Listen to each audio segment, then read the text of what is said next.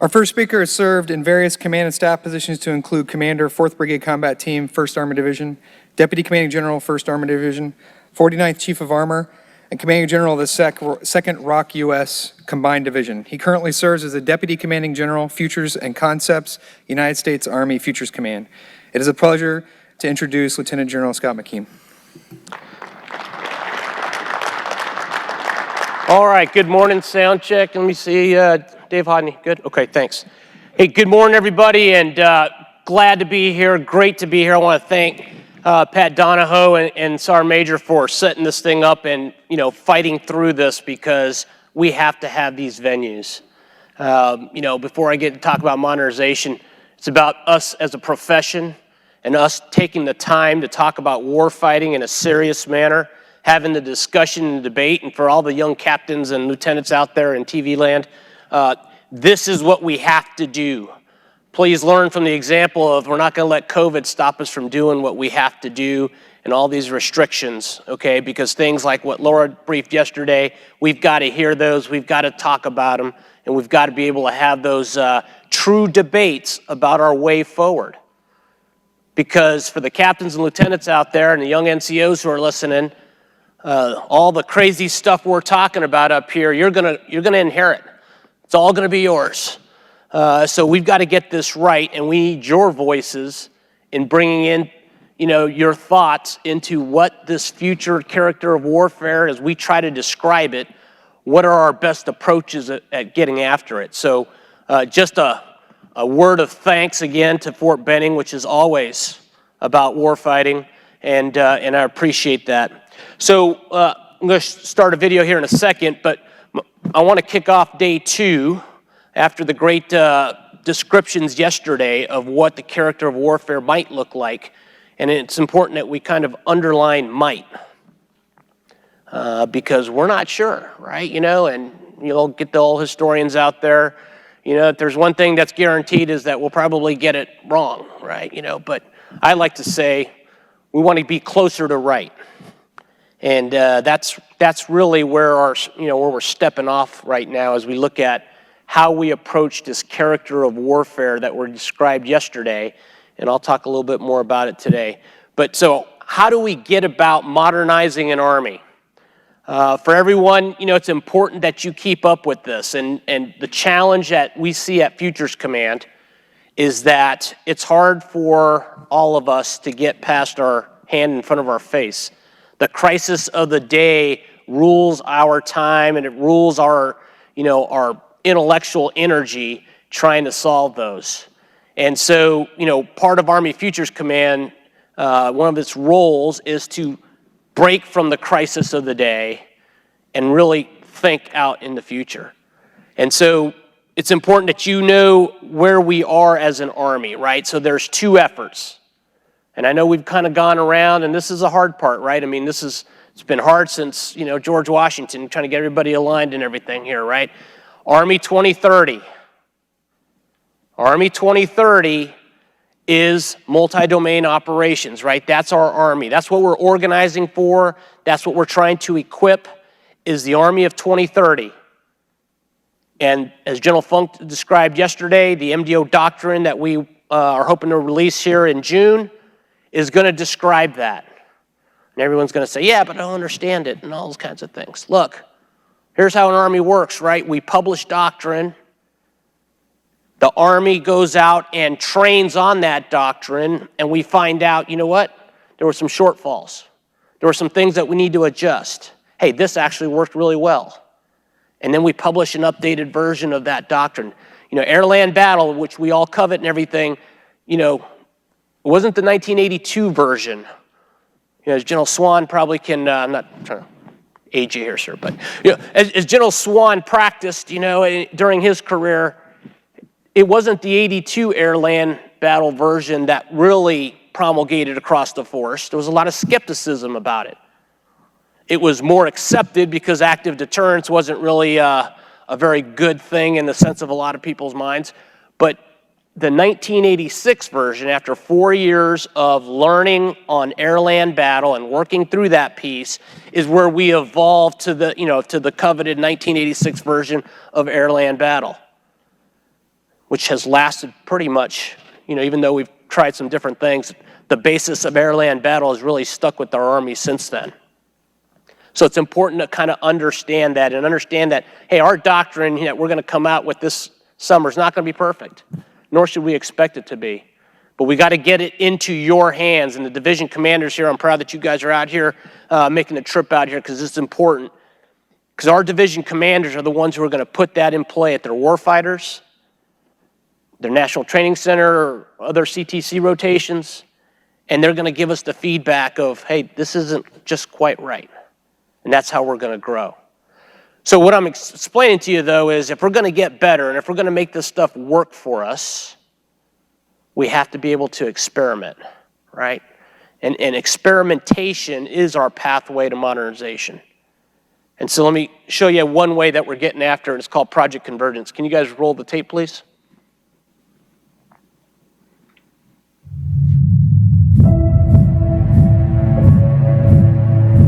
Tomorrow is worth protecting, and it starts with what we do now. Our potential adversaries around the world grow in strength and power, seeking to undermine our nation at every turn. Last year, we launched our campaign of learning, Project Convergence, with this one essential idea: that tomorrow is worth protecting. Our mission is to gain the ability to converge effects across all warfighting domains: air, land, sea, cyber, and space. This convergence of cross-cutting technologies yields the information advantage necessary for decision dominance and joint force overmatch. Project Convergence 20 focused on our ability to integrate artificial intelligence, robotics, and autonomy to connect sensors with shooters, improve battlefield situational awareness, and accelerate the decision-making timeline. This year, Project Convergence 21 progresses to a series of joint, multi-domain engagements, all of which will inform the joint warfighting concept and DoD's joint all-domain command and control efforts. Using the Navy desert ship configuration in place at White Sands Missile Range, New Mexico, the Navy coordinates with Army air and ground assets, while the Air Force links the joint force with its advanced battle management system, a network of networks. Marine F-35B jet fighters deliver faster, more effective fires, automatically processing targeting data to minimize human involvement. And special operations teams provide human intelligence and ground reconnaissance, feeding the battle network data it can't get from technical means. The 82nd Airborne Division lead an air assault force, equipped with the Integrated Visual Augmentation System, feeding information to soldiers and mission updates based on real-time intelligence collected and received at a tactical command post at its main headquarters at Fort Bragg. The Army's multi-domain task force coordinate long-range fires and satellite ground stations to cyber electronic warfare operators and HIMARS missile launchers. In addition, like last year, prototype systems take part. Weapons like the Extended Range Cannon Artillery Howitzer and the Precision Strike Missile. Robots including leader-follower self-driving supply trucks and a host of unmanned systems, ground and air, for both reconnaissance and supply. Through aided threat recognition from mobile cooperatives and autonomous sensors, we are pushing existing limits of artificial intelligence and machine learning through an AI-enabled system of networked, state-of-the-art autonomous air and ground vehicles that leverage sensors and edge computing to enhance leaders' visualization of the operational environment. We've demonstrated that future vertical lift systems offer transformational reach and can be decisive, but we still must look even further to the future. This year brings in the joint force, and next year aims to bring in the allies. We continue to advance forward, identify areas of improvement, and adapt, because tomorrow is worth protecting. We have accomplished much. Speed, range, and convergence gives us decision dominance, and decision dominance gives us the overmatch we need.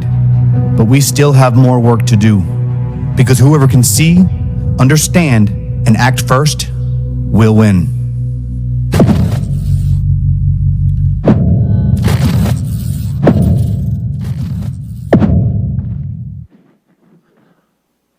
Okay, Project Convergence. That was the highlights of what we did back in October and November out in Yuma, Arizona, and out White Sands Missile Range. And it really gave us a great opportunity to see ourselves. And you see the title up here, it's a campaign of learning. So, if we're going to do this right, we can't be afraid to fail.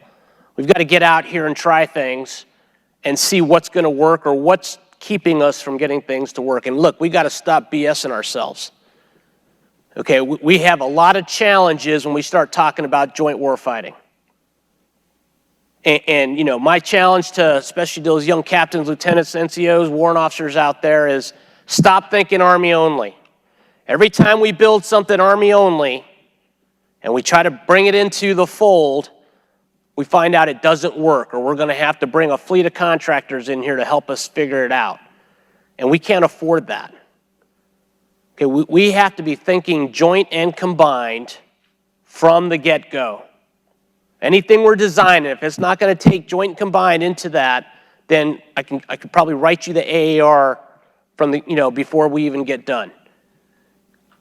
That to me is the challenge that we've got to take on in the modernization community as we do these things. And so it's great having Matt Cansdale here from the UK. He's going to be a big player in Project Convergence 22 that we'll be doing this October and November across the Western United States, and I'll talk a little bit about that. We'll also have our Australian partners as part of that exercise as well, that experiment as well. And so combined joint warfighting. Now here's the hard part for the institution of the Army. We've got to flip what we've done for the last 2 decades on its head. And none of us want to do it because we're comfortable. Our experience set says we start at the pointy end of the spear here at that soldier who is going to go out on that mission to get that HVT and do all these type of things. Okay, precision was kind of the watchword under the last 2 decades. Well, what I'm here to tell you is that mass is going to be the watchword that we're going to have to go through. You saw the video that General Donahoe played before, after his intro remarks. There was one kind of common theme there. There was a lot of stuff coming, out of those tubes. Not one, lots. So what's our ability to fight in an environment where mass is predominant? What's our readiness to deal with those capabilities that those peer adversaries have been developing while we've been out doing things in Afghanistan, Iraq, and other places? Okay, we've organized, necessarily so, for the environments that we were in for the past 2 decades. We've got to change, and we've got to change fast. Because mass, is a challenge that we have to be prepared for. I mean, we're seeing it right now in Ukraine, right? 130,000 or whatever the number is. Lots of troops surrounding there with lots of capability. So how do we get after that? Next slide. I got the next slide here. Okay, so campaign of learning. As I said before, experimentation is going to set that pathway. And the good thing that we have right now is that our senior Army commanders understand the necessity of this, even with all of their readiness requirements that they have. And as you see General Flynn's quote here, every exercise will have experimentation as part of it. He recognizes that we've got to be modernizing even while we're doing our readiness. And so we have to look for those opportunities to bring experimentation in. And when I talk experimentation, I'm not talking a bunch of folks in lab coats with stopwatches saying how long did it take you to get from point A to point B. This is experimenting with all the different capabilities that are CFTs, and you'll hear later, Don Sando, and you'll hear Larry Burris, you'll hear Ross Kaufman talk about some of the capabilities that we're developing for the force. But we've got to bring it together, and does it integrate? How do we fight with it? Okay, and let's be clear. We organize to fight. We don't organize to do other stuff. We organize to fight. All those other, missions we get are secondary to our primary role. And as Pat Donahoe, I know, emphasizes, in the end, doesn't matter what stuff we have, there's going to come a point in time when we're facing eyeball to eyeball with that enemy. We got to be ready for that piece, okay? So experimentation. Project Convergence, which you just saw a little video, and I'll talk a little bit more about how we're moving forward on Project Convergence. That is kind of the Army's cornerstone, capstone event for our campaign of learning. So what other than material things, and I'll leave that to Ross and Larry and the other guys to talk about material type capabilities, but what else do we do in experimentation? Well, part of the Army 2030 that I described, the things that are going to be in the MDO doctrine, we started with the soldier for the last 2 decades. I would offer that we have to now start from the top and work our way back down. Okay, so the division is the unit of action. Brigade commanders don't like hearing that because there's things that might kind of start coming out of the brigade formation to put up at the division level. But it's key. Again, we're going mass. We have to be able to mass capabilities, mass effects. And so how do we fight as an Army? Well, let me start here. COCOMs fight. COCOMs employ service components capabilities as part of their overall O-plan, con-plan, whatever they're designing. So the COCOM is going to employ our Army forces as we do this. That's important to note. A lot of us don't have experience understanding how a COCOM organizes and fights and employs its forces. For the last 2 decades, we've been, again, for good reason, the Army, Marine Corps, the land component has kind of been in charge. And we've been dictating, hey, here's how things are going to go. We've organized it. We've done all those type of things. Well, in a COCOM environment, if you take the Indo-Pacific, Admiral Aquilino's in charge, right? And he will employ USERPAC, all the different PAC fleet and all the other forces according to the COCOM's plan. Now, I'm not trying to get into, 101 on joint fighting, but it's important that we know that that's where we got to be. That's where we have to start our thinking about how we fight as part of the Army 2030.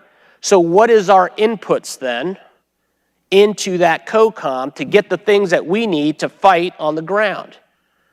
Well, we've created these theater-level organizations, okay? So you can see them up here, Theater Fires Command, Theater Strike Effects Group, and those type of things. These are the organizations that we believe will provide the inputs at the theater army level into the COCOM to help shape the battlefield and the conditions for the employment of our corps and divisions. Okay, so now we're talking some big scale stuff. The captains, lieutenants are saying, what the hell are you talking about? I just want to know, it has to start here. We will never set the right conditions for the companies, the battalions, the brigades to do what they need to do if we don't have the right structure to set those conditions. So now, do we have these right? I'd tell you right now, be honest, I don't know. Probably not. We have to do experimentation for this. We started last summer. Deliberately, we started last summer. And there was an exercise called Joint Warfighting Assessment, Pacific Century 21. So General Flynn, it was about 13 days in command, started this assessment, but you had the entire Indo-PACOM team playing in this joint warfighting assessment. And we learned a lot of lessons. We learned that we had some redundancy inside these organizations in the roles of cyber, intel, space, right? It's good. Everyone's trying to get and figure out how to employ these capabilities because they're not familiar at that level in the employment for close combat operations. And so we're learning, and that's okay. And General Flynn and his team, they dug deep into this, and they provided us some great insights. But for experimentation, that's an N of 1. So are we gonna, take conclusions out of that? Or are we gonna say, we have some initial insights, now how do we continue to develop that? That might be true in the Pacific, but does that apply in Europe or somewhere else? So it's important that we do these things. The corps and division levels.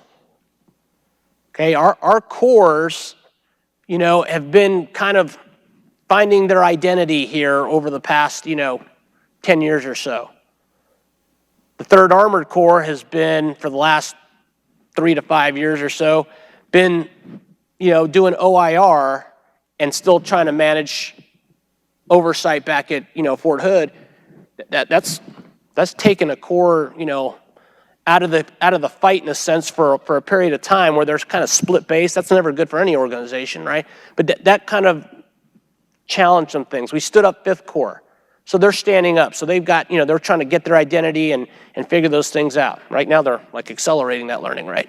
18th Airborne Corps always employed, always having their mission sets. But have we actually trained to fight a corps with multiple divisions employed in large-scale combat operations? Well, we've started. We've got warfighters that start getting after these things. So it's not like we're at zero. But we've got to start, intentionally looking for what lessons we're trying to, pull out of those things and then start getting into that doctrine so we can figure out if we have these organizations right. The Penetration Division and Joint Forcible Entry Division. Okay, so we got 2 of each right now, or at least we've designated 2 of each. What's their medal? What role do they play? How does the Corps enable those divisions? Well, we've got some initial tabletop, but again, I would just offer to you, it's very nascent. So why am I telling you all this? Is because this is where you come in. And I'm talking to division commanders, and we've spoken already, but for everyone's understanding out there, it's Corps and division commanders that have to help shape this. If I learned one thing when I was Chief of Armor here at Fort Benning, we did some great experimentation here at Fort Benning, and then we went out and talked to some of the operational force, and they're like, what are you talking about? Never heard of it. So, a year's worth of work, and it's like, didn't fall on anywhere in operational force, and it dies. So the goal here is the operational force and the institutional force here have to be able to come together and push this forward. So every exercise needs to have experimentation in it, because that's just another repetition. That grows that N from 1 to much bigger and gives us a better sample size to think about these things. We're going to do a Division Cavalry Squadron pilot as part of the Penetration Division piece. And, Major General Johnny Richardson, he signed up for that thing, and he's going to lead that effort. Okay, so we have a division commander leading that effort for our Army. That's how we're going to have progress.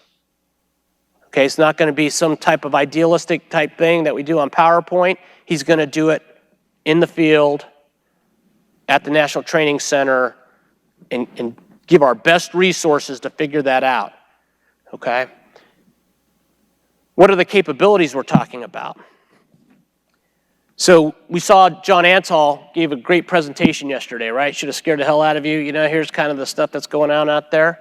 So we know counter-UAS and in a broader scheme, protection is going to be a key aspect of anything that we do in the future.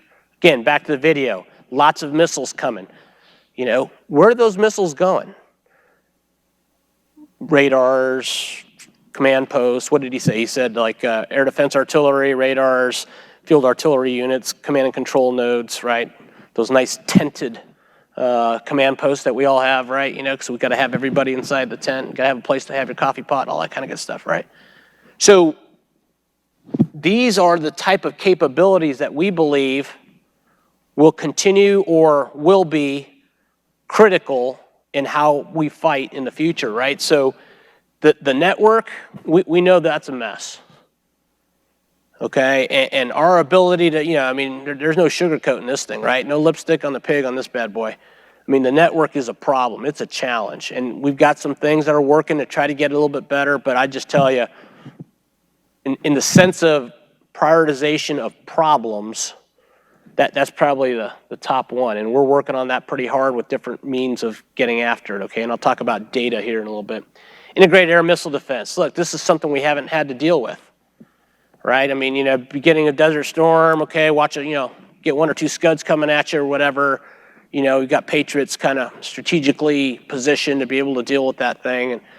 But we really, in our lifetimes, have not, our military lifetimes, for everybody that's probably listening, we haven't been under the threat of continual missile barrage.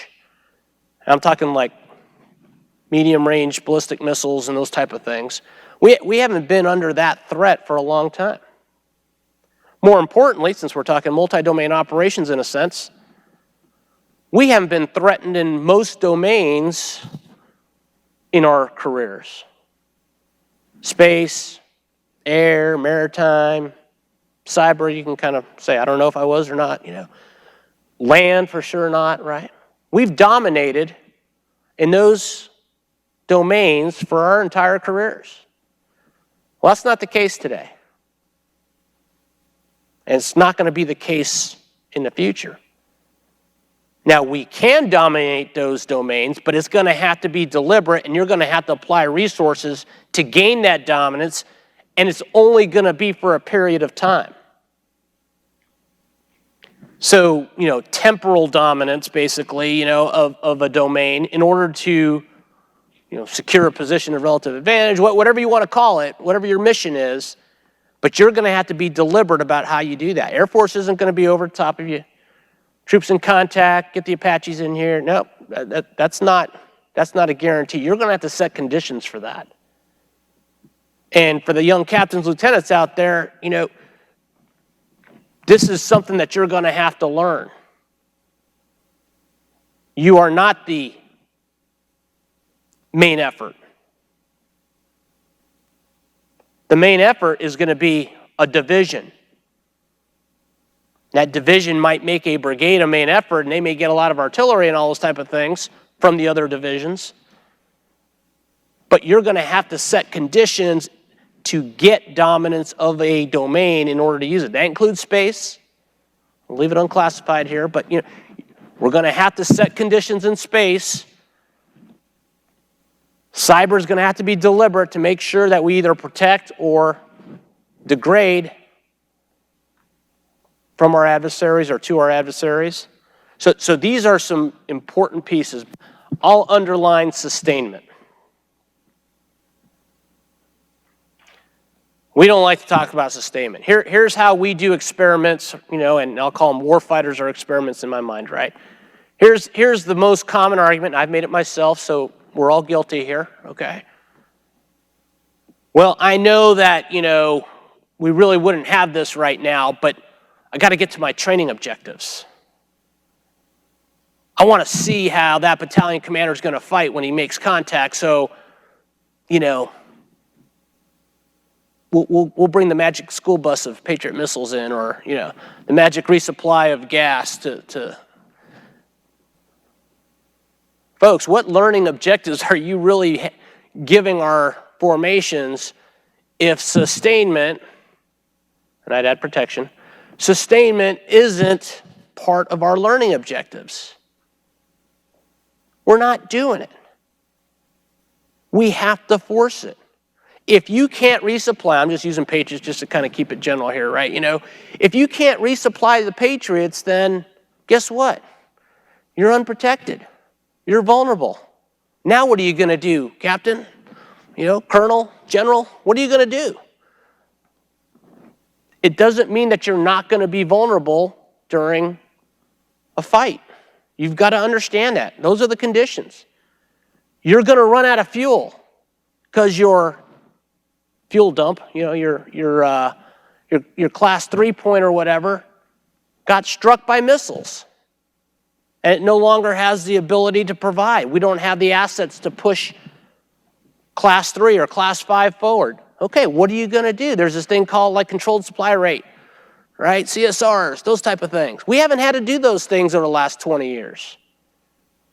So what I'm describing to you, as one of our great former chiefs of armor and former maneuver extraordinaire General Starr used to say, hey, sometimes we've got to get a kick in the grill doors. Wake up. And I'm not saying that in a pejorative sense. I'm saying that in the sense we really have to make sure our eyes are wide open as we're talking about these things. And we can't hand wave it. We can't BS it. We've got to set conditions in our experimentation, our exercises, everything that we're doing to make sure we're prepared to get after these things. And I'd offer that our senior leaders are probably least prepared for this environment because this isn't the experience that we've been in for the last 20 years. For those who've been in for 20 years, we've not been involved in large-scale combat operations, not in the positions that we've done. What's the role of the command sergeant major? What's the role of the first sergeant in a large-scale combat operation? Have we defined that institutionally? We need to experiment with this. We need to do exercises. We need to grow and do those things. So these are the capabilities and the organizations that we're looking at in our campaign of learning to ensure that we can come together and make sure our doctrine, our organizations, our material are all integrated and that we're moving forward trying to solve some of these challenges that our adversaries are going to put in front of us. Next slide. Okay, so what have we seen so far? And again, very nascent. We're still looking at these things. Okay, future operational environment, new character of warfare. You saw John Antal probably gave you the best visual descriptor of that. Pat's video before that, great descriptor, lots of stuff, mass, okay, but speed. Colonel Antal described being naked on the battlefield, right? You're gonna be seen, you're gonna be detected. That means you could be hit. That doesn't necessarily mean that they will hit you or that they can hit you, even if they can see you. But that's part of the battlefield and the conditions that we're dealing with. So autonomous capabilities. Ross Kaufman will talk to you a little bit about some of the robots and robotic efforts we're working on. We're working on a lot of drone type of technologies. So all the stuff that Colonel Antal showed you yesterday, we're doing the same stuff. Okay, it's not as easy as it looks. I will tell you that there's not a whole lot of autonomous engagement of targets out there. Kind of like, I'll leave it at that. It's still developing. Okay, so it's not as we're going to launch, a swarm of drones out there and be able to just start killing stuff. It's not that easy. There's a human who's still doing a lot of that. Okay, target recognition isn't as easy as some would think. But my point is that we do believe autonomous capabilities, autonomous operations will be part of the character of warfare as we move forward. And so, I know here at Fort Benning we're doing a lot of work with this, but as I told my team, hey, first contact should be made by, unmanned systems. Why would you lead with your face? Right? So as a first principle of future warfare, making first contact with unmanned systems is probably one of those first principles that that we're looking at, right? So we're doing those things. So we talked about you're going to be seen, naked operation, all the kind of, okay. That means that, and you heard it a lot yesterday, we got to fight distributed. General Funk said that, everybody said that, fight distributed. Okay, I agree. I mean, yeah, if you mass, they're going to put a lot of stuff on you, all those type of things. But can we fight distributed? I would offer today, we probably couldn't. Not for an extended period of time. Not in large-scale combat operations. Why? Sustainment, sustainment, sustainment. Look, our Army has been predicated on the formula of P for plenty. Right? We need those 6 months so we can get great folks like General Perna did, General Daly, all these folks, right? They need to set conditions and build those stocks up so that we can operate. Why? Because our tank sucks down a lot of gas. We're always going to need to eat. We always need water. We always need, class 3P. All these type of different things that are out there if you're going to fight distributed, that means someone has to take those commodities to those organizations. You need mechanics. We have enough? You need medics. Do you have enough? If you're going to fight distributed, actually distributed, can we sustain those forces, today's forces, right? So as we develop in this new character report, if we want to fight that way, then we've got to look at capabilities that are going to allow us to actually fight distributed. So there's a lot of things that we're doing. Mark similarly from CASCOM is here. Okay, I mean, we are working hard on this, but this is probably one of the longest poles in a 10 of long poles. And sustainment is something that we kind of like, yeah, they'll figure it out. They just got to make sure they get it to us. Yeah, that's not going to work here. So I offer to all of us, we've really got to look at sustainment. Deception is going to be cool. And so just remember deception here. The next one, AI-aided decision-making. Now look, everyone wants to talk about artificial intelligence, right? And hey, there's a box of artificial intelligence over here. Let me go sprinkle it on and we'll be able to make decisions faster and all this kind of good stuff, okay? You know, artificial intelligence, machine learning, you know, this is all kind of tied together. In the end, what these capabilities are going to enable is helping the commander with ability for them to make decisions faster. Okay, that's kind of the goal here. But I still say that the commander will be responsible for all that happens on that battlefield, whether autonomous or not. So AI-aided decision-making, and you hear the chief say a lot, speed, rage, convergence, to help us to get decision dominance so we can have overmatch when we need it, right? Okay, but to do that, we have to understand what decisions do we need to make at echelon. What decisions does a brigade commander need to make?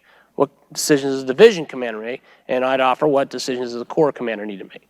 We've got to have those discussions. Why? Because right now, if you go into any talk, generalizing, but if you go into any talk right now, you're going to have Kill TV up there. You're going to have 1,000. You saw the picture that Colonel Antal showed, all the Dell, video screens up there and all that kind of good stuff. What's going in there? What's all that information that's going in there? How much of that is actually used? Right? So in other words, if we were to try to train an algorithm to help a commander make decisions, what would we tell it? What would we input into that algorithm?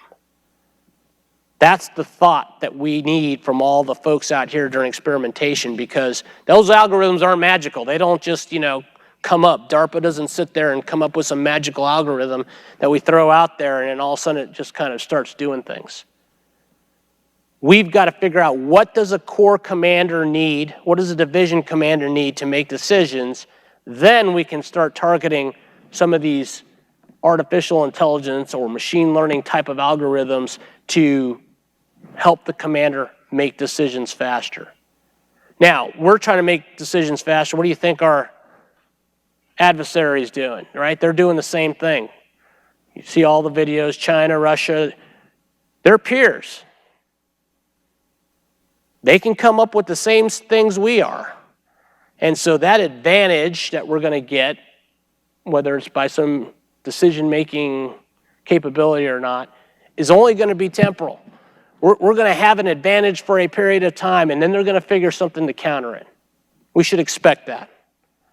So this is a game that's going to go back and forth. So we can either speed up our decision-making if we want to get an advantage, or try to slow down our adversaries' decision-making.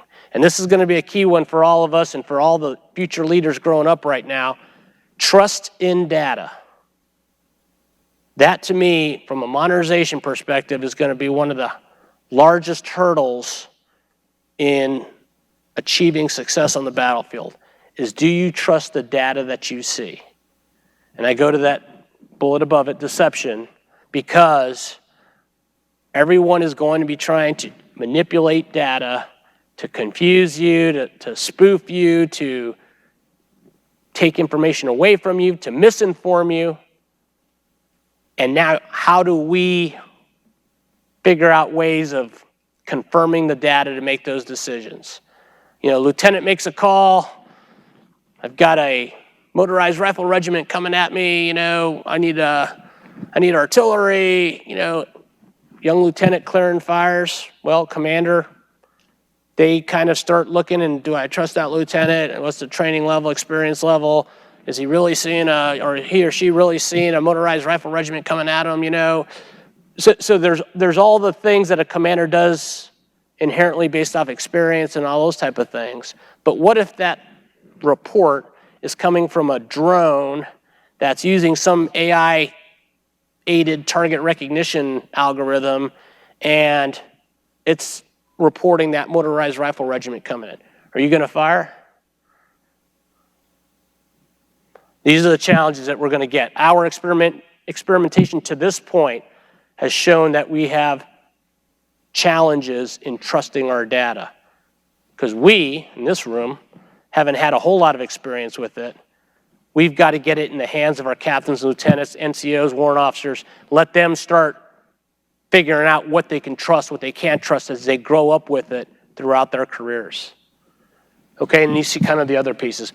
But in that cloud down there, and these are my words, right? Data is a new ammunition, not the new ammunition, right? So I just want to kind of clarify, you know, from my perspective, it's a new ammunition because, you know, we've had data out there, but employing that data, getting the ability to answer a corps, division, brigade commander's, you know, requirements for the decisions they have to make is going to require that data. Now that data has to get to them. And right now that's a challenge. That's not a guarantee that we're going to be able to do that. So more to follow on that one as we try to work through that. So how are we doing it? And this is my last slide, and I'll open it up here. But how are we doing this? Well, we've kind of set up a little roadmap here to try to at least, and there's a lot more that's going on, but some of the major touch points to help get after those organizations and the different capabilities. Project, and it kind of goes from bottom to top here. Project Convergence 21, I would call it a technical employment of capabilities. We try to connect things, right? We try to connect a special forces team with a maritime asset to fire a Tomahawk missile from a special forces team sitting out in the desert watching a target, all right? And some of it worked, some of it didn't work, some of it worked, but with a lot of workarounds. So that was the basis of what, you know, we started our learning with.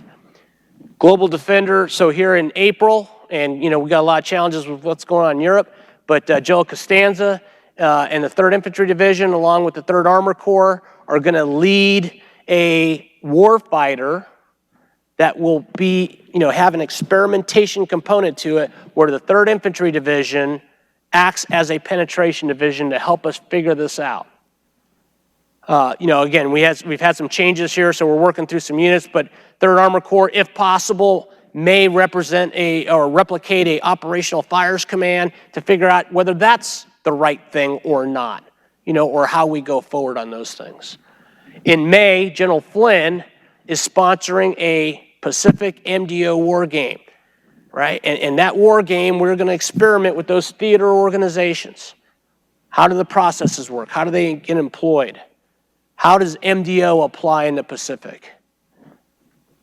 In June, now this is the big tentative one, right? At least what we had scheduled was General Cavoli was going to do a multi-corps command post exercise to experiment with those theater organizations in Europe and some of the capabilities that we're looking at employing in different capacities. So two theater armies, you know, with 4-star commanders in them, are both in the experimentation business trying to help us solve these things. Unified Quest this summer, when we bring all the senior leaders together with the Chief of Staff of the Army and the Secretary, we're going to discuss our observations, our insights from these experiments. This is where Corps commanders, division commanders, COE commanding generals are going to have their inputs into where we are, what we need to do. Does the MDTF, should that be underneath the theater fires command, or should it be independent organization? I don't know. Let's experiment. Let's look at that. What were the insights? What were the results? That's how we're going to try to get after that piece. And then there's a globally integrated war game. I started off talking about COCOMs. Well, all the work that we've done, now our representatives will go into the Joint Staff Globally Integrated War Game and represent the Army with those capabilities as part of the joint warfighting concept. Okay, so that's how it all kind of comes together. Our campaign of learning leads towards input into the Joint Staff's wargaming so that the Secretary of Defense, the chairman, get good input into how the land component will fight as part of the joint and combined team. That's our pathway. That's what we're doing. That's an update on modernization. That's not complete, but that's kind of experimentation is how that's helping us get after that. We're doing it with our partners and allies. We're doing it with the joint force, and we're trying to make sure that we're coherent in bringing the operational force to make sure those insights are somewhat validated by our operational force. So with that, we've got about 7 minutes, so. Yes, sir. I'll ask the first question, sir. So do you have a vision of how we're going to fight this at the small unit level? Like, is this going back to like the 1950s with the Potomac Division, where you enter the battle zone and you spread out, you don't talk to each other for a couple of days? Like, do you have a mental model for small unit, how we get to this, sir? So to be honest, I mean, we're starting up at the corps and division level, right? We've got to get that right. And so the conditions that as we experiment, the conditions we believe that the corps and division can set for our brigade combat teams is what that fight will look like. Today and probably till 2030, I think it's going to look pretty similar to what it would look like today. Okay, you're going to have engagement areas, you're going to have, folks establishing obstacle belts, and doing all different types of things. I think it's going to be pretty similar at the, platoon, squad, company level. It's going to look pretty darn similar. What's going to be different is you're going to have a whole lot more things coming at you, and you may or may not have the tools to counter them. So now, how does your maneuver, how does your employment of your forces change in order to survive on that battlefield and win? That's kind of how I'm seeing that piece. But we've got to figure out what can we do at the division corps level first. How are we setting those conditions? How are we ensuring that protection, sustainment, intelligence, and all those type of things are established in order to enable the maneuver of those forces?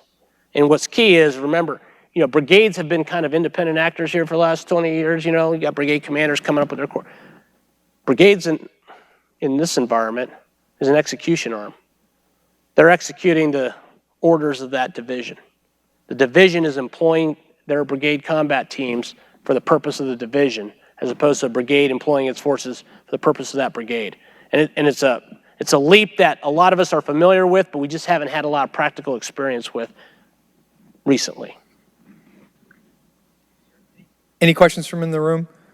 All right, sir, from our virtual participants, we've had several questions on logistics on the sustainment portion. The general gist is, for instance, GCSS Army is not hardened and the homeland is not secure. There are initiatives to harden our NIPR networks to provide. Another question related to sustainment doesn't have its own cross-functional team. Like, how are we getting after hardening our sustainment, sir? Boy, this is like a weekly conversation I have with Mark Simile here, right? Okay, so we are working on a sustainment tactical system in order to at least get a transport. In other words, the ability to pass data, sustainment data, on a secure net. Doesn't have to be SIPR, okay? It just needs to be secure. So we're working that right now. Here's the challenge, okay? So what's the mission command system that's receiving that? The last one that I know of was BCS-3. Okay, and that went away years ago. So what's our mission command system that sustainment is tracked on? People say, well, it's Geeks A. Well, Geeks A only does a certain portion of sustainment, but it's not what, the totality of what sustainment does. So, that's something that Mark and his team, Steve Dondero at the CDID, are working on right now.